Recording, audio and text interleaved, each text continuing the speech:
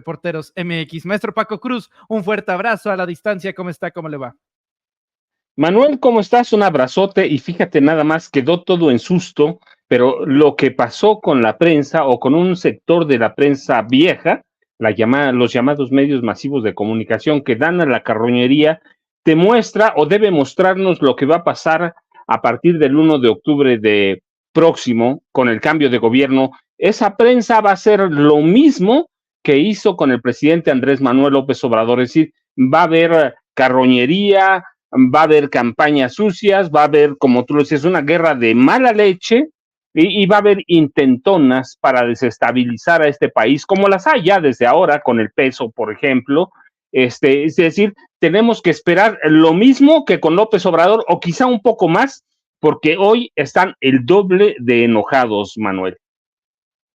Correcto. Y al final de cuentas, pues no les conviene para nada tener a dos figuras de poder tan eminentes como López Obrador y Sheinbaum Pardo juntas o juntos. A ver, Paco, usted, maestro, ha estudiado sexenio tras sexenio.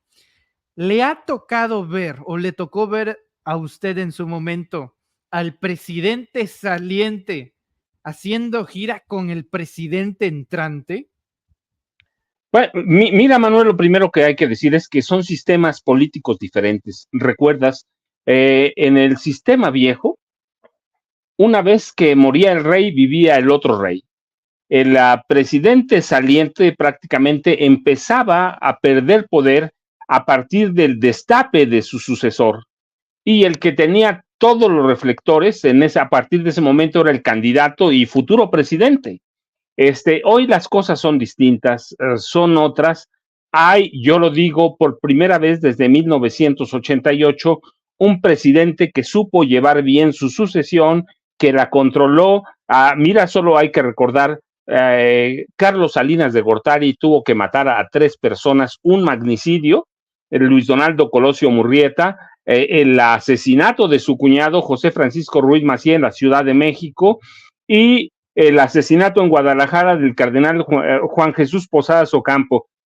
Además, como el asesinato de 600 perredistas más o menos, luego y finalmente no pudo y tuvo que imponer a Zedillo, pero más obligado por las circunstancias, Zedillo, un tipo que fue inútil, pero que además yo digo que es el gran ladrón de este país, Fobaproa, banqueros, lo que tú quieras, su esposa controlando parte del narcotráfico, él tampoco pudo controlar, quería o impuso como candidato a Francisco Labastida Ochoa de Sinaloa y finalmente perdió con quien no pudo controlar a la extrema derecha.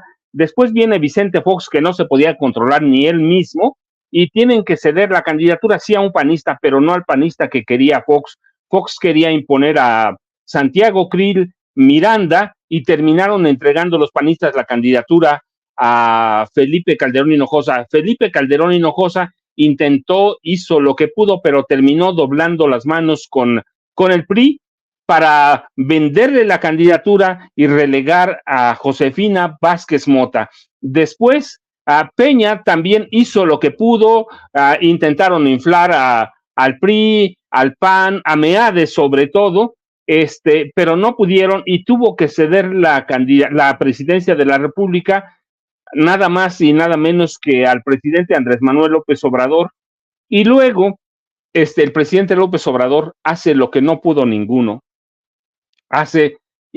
Tiene una economía sana, hace rato que hablaban tiene indicadores muy sanos, más allá de los ataques especulativos al peso en las últimas 2 semanas, sobre todo después de la elección, hay cualquier cantidad de ataques, pero el presidente López Obrador entrega a un país con problemas, siempre lo hemos dicho, hay que aceptarlo, con violencia, pero una violencia que se está atacando, que hay idea de lo que está pasando, una violencia que sabía el mismo presidente que no iba a poder atacarla, acabarla en su sexenio, está formando o dándole forma a la Policía Nacional, que nosotros llamamos Guardia Nacional, pero entrega a un país con un electorado que lo quiere, que lo sigue, que está convencido de que la 4T es el camino. Así que es el primer presidente después de 1988 que puede entregar el país a un sucesor de su partido, que al sucesor que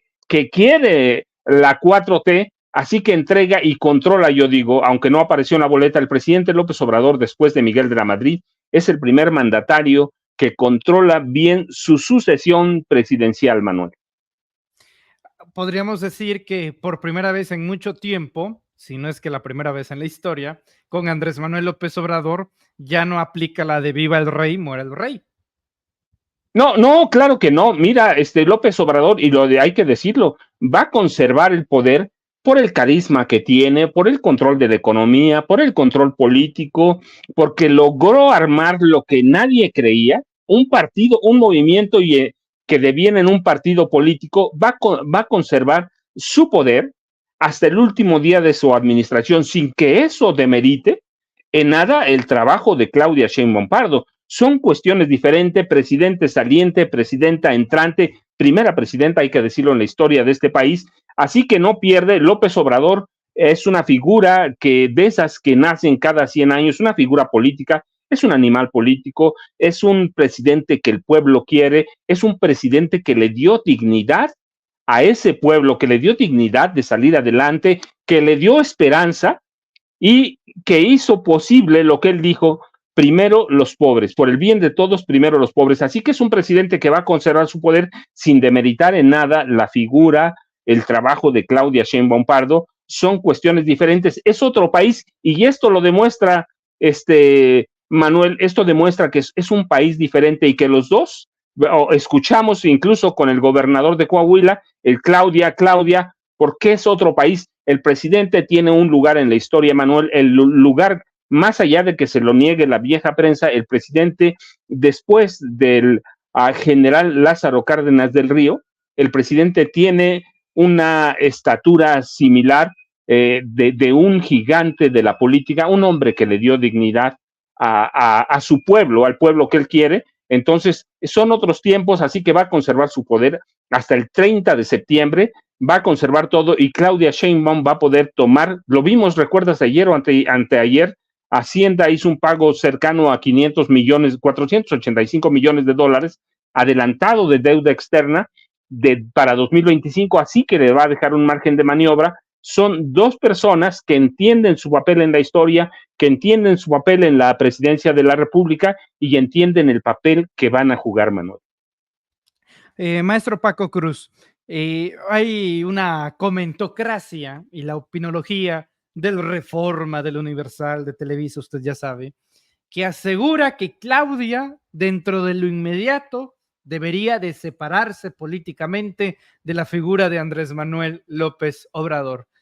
Yo veo esto, lo escucho de Denise Dresser y sé que no lo dice Denise Dresser, al final de cuentas ellos son portavoces de la oposición, de los verdaderos poderes antagónicos, del poder económico, de los poderes extranjeros. La pregunta es, ¿por qué?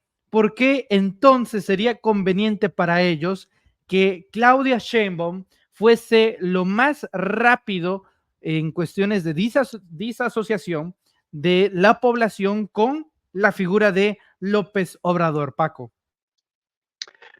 Mira, te lo voy a decir de la mejor manera que quiero o que puedo, sí, porque piensan que somos estúpidos todavía, porque piensan que no sabemos quiénes son, porque piensan que no sabemos qué quieren, y porque es una forma de cosificar la figura de Claudia Sheinbaum Pardo, es una forma de ejercer violencia política de género, es una forma de regresar a los viejos tiempos, es una forma de no entender que esta sociedad está más politizada, es una forma de querer que los tomen en cuenta, de saber que pueden opinar.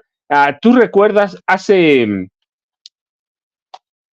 6 años, en 2018, no se dio esa comentocracia, periodistas, analistas, académicos, intelectuales, no se dio cuenta que se murió, no se dio cuenta que ya está muerta, Manuel, pero está muerta. Pero hoy quieren, a través de presiones como esa, que les hagan caso, que quieren sentirse importantes, pero no entienden y no entienden y no quieren ver los resultados.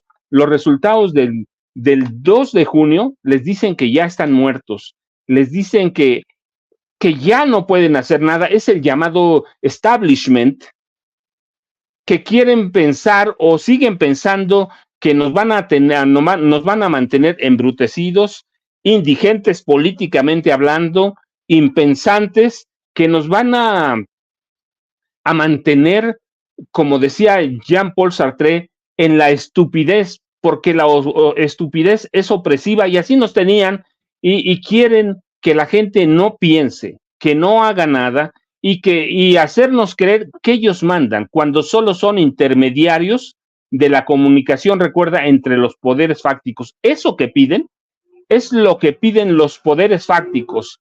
Lo van a poder hacer, mira, no lo hicieron durante 6 años. No solo son los comentócratas, tenemos académicos como José Antonio Crespo, tenemos a analistas como Macario Esquetino, sí, todos, a Enrique Krause, Carlos Marín, Carlos Loret de Mola, ya lo decías tú, de Aguilar Camín, Ciro Gómez Leiva, López Dóriga, toda esa comentocracia de la que podemos tomar números y nombres por donde sea, quiere regresar a lo mismo, quiere sentirse importante cuando en realidad ya es irrelevante desde 2018, es irrelevante en 2024 y en esa irrelevancia pretenden mantenernos en la estupidez, Manuel. Eso es lo que quieren, por eso la insistencia y por otra parte, pues es una especie de clasismo, es una especie de cosificar a Claudia Sheinbaum Pardo y es una especie de violencia política de género. Pensar que ella sigue amarrada a Andrés Manuel López Obrador. No entienden el papel de López Obrador, no entienden el papel de Claudia Sheinbaum Pardo, no entienden lo que está pasando y lo mejor pues es la violencia política de género. Claudia Sheinbaum Pardo es una mujer de trabajo, de lucha, que tiene una carrera tan interesante como López Obrador, es fundadora de Morena, es una mujer que piensa, es una mujer que toma decisiones propias, pero no lo van a ver, Manuel, y la forma de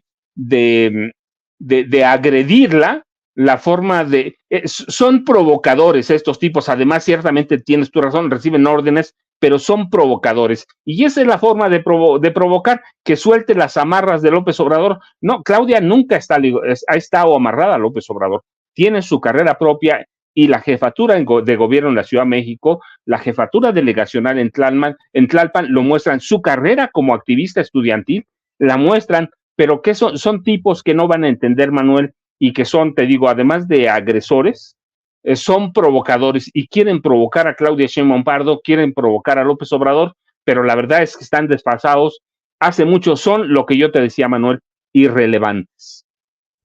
Francisco Cruz, la reforma judicial. Hay muchos que prácticamente les contaron un cuento del Baba Yaga, ¿no?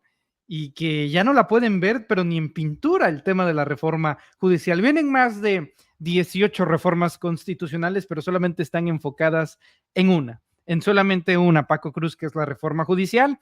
A partir del día de ayer ya se están haciendo encuestas en todo el territorio nacional para preguntarle a la población qué es lo que opinan del Poder Judicial de la Federación, de los ministros, de los jueces, del sistema de justicia y demás. Nosotros podemos darnos una idea y asumir lo que la gente podría decir, que en su amplia mayoría sería que el Poder Judicial y la Suprema Corte se encuentran en un estado de putrefacción. ¿Es esta la herramienta que necesita Claudia, maestro Paco Cruz, para mostrarle a la sociedad civil, a los medios de comunicación, a los analistas, a toda la población, a toda la nación de no estamos tomando una decisión autoritaria? Es que sí existen fundamentos y la percepción pública de que el sistema no funciona y que por ende lo tenemos que remover. Incluso a tal grado, Paco, que se han enviado mensajes medio medio criptográficos, ¿no? Por parte de la Suprema, por parte de Norma Piña, diciendo, estamos en la mejor de las disposiciones de entablar diálogo, de participar en los parlamentos abiertos, en los foros. Pues sí, pero no creo que eso al final de cuentas tenga mucho impacto a la hora de enviar la reforma en septiembre, Paco. Bueno, mira, Manuel, esto lo tenemos que separar en dos lados. Una cosa, la población. ¿Quién de nosotros no ha estado inmerso en algún tipo de juicio civil o federal o del fuero común? ¿Quién no tiene un primo, un hermano? Yo mismo, yo he estado involucrado en dos casos como demandado, ¿sí? Como demandado, ¿quién no ha estado y quién de nosotros no sabe que para llegar al juzgado hay que llegar con la billetera llena? Para que tengas una decisión positiva o por lo menos neutral, tienes que llegar con la billetera llena de billetes, valga el pleonasmo, tienes que llegar para aceitarle la mano al secretario de acuerdos, porque además también es una trampa. No puedes acusar a un juez, a un magistrado de entregarle dinero, porque todo se entrega a través de quién, de los secretarios de acuerdo. Es decir, la experiencia que tenemos en el sistema judicial, esa es la corrupción caminando. Mira, no ahora. No, esto es histórico. Cuando en diciembre diciembre de 1994 y enero de 1995, Ernesto Zedillo presentó la iniciativa de ley para reformar a todo el Poder Judicial, en realidad no lo reformaron. Lo que hicieron fue remover a una serie de ministros y de jueces y magistrados que respondían a los intereses de Salinas, y como Zedillo le tenía pavor a Salinas, entonces lo que hizo, removió al Poder Judicial para poner un Poder Judicial a modo y crear una burocracia dorada. ¿Qué es lo que tenemos hoy?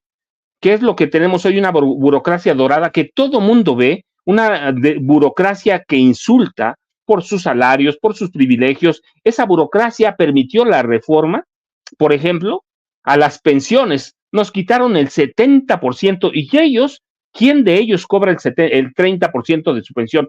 Los ministros cuando se jubilan, cuando se retiran, cobran cerca del 95% y mantienen privilegios. ¿Quién de nosotros no conoce un pensionado del Seguro Social del ISSSTE que sigue cobrando 3,000 pesos cuando le dio su vida a este país? ¿Por qué? Porque los poderes legislativo y judicial y el poder ejecutivo encabezado por Zedillo decidieron quitarle 70% a los trabajadores. Es decir, hay un poder judicial inmerso, no porque lo diga el presidente Andrés Manuel López Obrador. Mira, yo lo digo en mis libros desde 2007, cuando nadie pensaba que López Obrador sería presidente de este país. El poder judicial está podrido de raíz.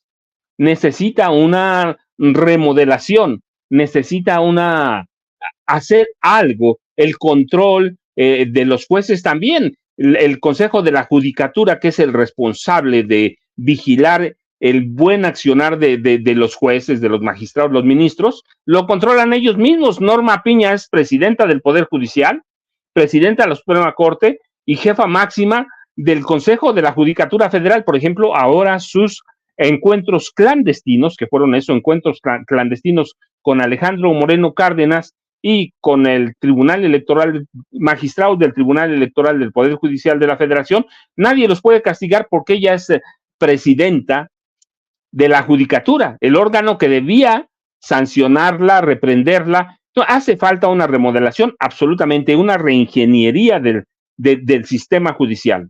Así que una parte es la población y la otra parte son los ministros, los jueces, los magistrados que se convirtieron en una casta dorada. Y mira, y lo otro es, el presidente ha sido muy claro y la iniciativa es clara. Hay entre 1,700, 1,800 cargos que se van a elegir o se van a proponer para elección popular. ¿Y cuántos empleados tiene el Poder Judicial de la Federación, que incluye la Suprema Corte, el Tribunal Electoral, el Consejo de la Judicatura y el Poder Judicial? Los empleados son 45,000 más o menos. Sí que van a elegir 1,800, no es nada, pero todavía falta. Someterlo a discusión no es ceder nada. Someterlo a discusión es mostrar que se va a atender a todas las expresiones. Ya se ha discutido, ya se conoce gran parte de la iniciativa, pero ahora la otra parte, ¿quiénes se oponen? No solo los ministros, los magistrados, sino incluso los viejos políticos que nombraron a este Poder Judicial. ¿Quiénes son? Enrique Peña Nieto y Felipe Calderón Hinojosa. ¿Por qué se oponen? ¿Por qué hay una gran resistencia? Por una razón, recuerda, porque es el último reducto del neoliberalismo. Es el último. ¿En qué se ha convertido la Suprema Corte de Justicia de la Nación? Protección de narcos, protección del cártel de Genaro García Luna y Felipe Calderón. Ahí lo tienes. Entonces, ¿por qué se oponen?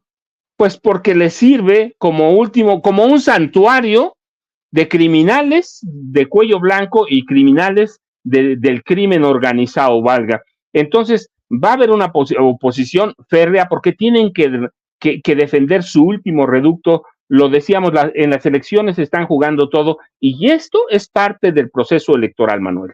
Estas iniciativas de ley no se presentan ahora, ya las había presentado el presidente. Claudia Sheinbaum Pardo ya había dicho que las iba a apoyar, así que no debe sorprender a nadie y debemos esperar que las peleen a muerte, Manuel, que las peleen a muerte. ¿Por qué? Porque es su último reducto. Si logran a Claudia Sheinbaum Pardo o el presidente antes de que se vaya, López Obrador, amalgamar bien la serie de iniciativas después que sigue la reforma electoral, debe desaparecer el INE, por lo menos lo deben reformar.